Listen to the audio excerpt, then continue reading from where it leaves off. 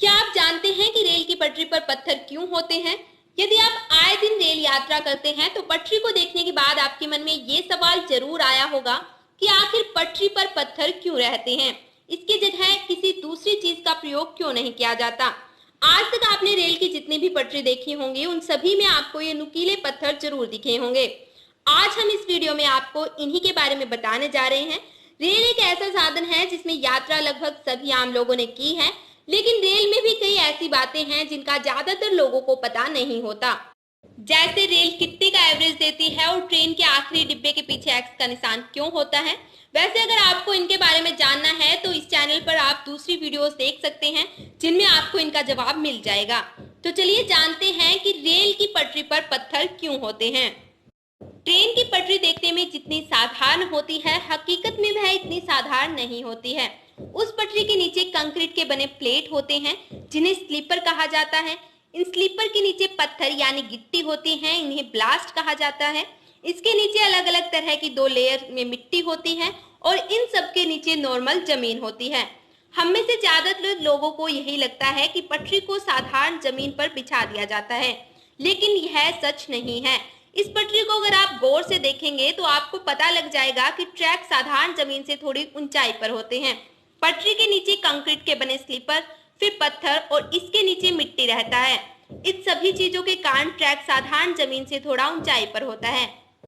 लोहे से बनी एक ट्रेन का वजन लगभग 10 लाख किलो तक होता है, जिसे सिर्फ पटरी नहीं संभाल सकती है। इतनी भारी भरकम ट्रेन के वजन को संभालने में लोहे के बने ट्रैक, कंक्रीट के बने स्लीपर और पत्थर तीनों का योगदान होता है। वैसे देखा जाए तो सबसे ज्यादा लोड इन पत्थरों पर ही होता है।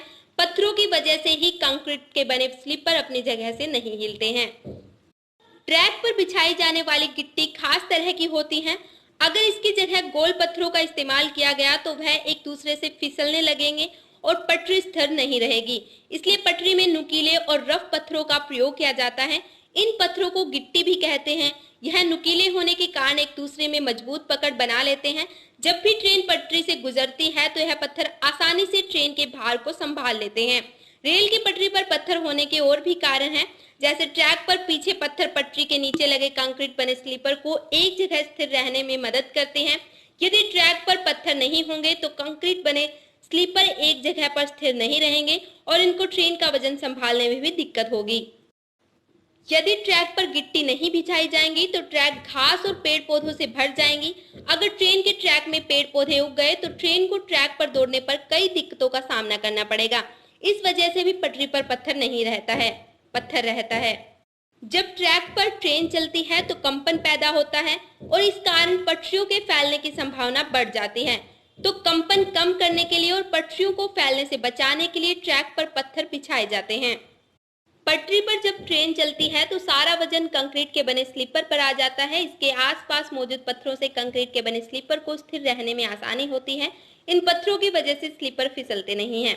पटरी पर गिट्टी बिछाने का एक उद्देश्य यह भी होता है कि पटरियों में जल भराव की समस्या न हो। जब बरसात का पानी ट्रैक पर गिरता है तो वह गिट्टियों से होते हुए जमीन पर चला जाता है। इससे पटरियों के बीच में जल भराव की समस्या नहीं होती है। इसके अलावा ट्रैक में बिछे पत्थर पानी से बहते भी नहीं हैं। तो अब आप जान गए होंगे कि रेल की पटरी पर पत्थर क्यों होते हैं। अगर आपको यह वीडियो पसंद आई है तो प्लीज इस वीडियो को लाइक कीजिएगा। अगर आप इस चैनल पर नए हैं तो चैनल को सब्सक्राइब करें। Thanks for watching and supporting useful information.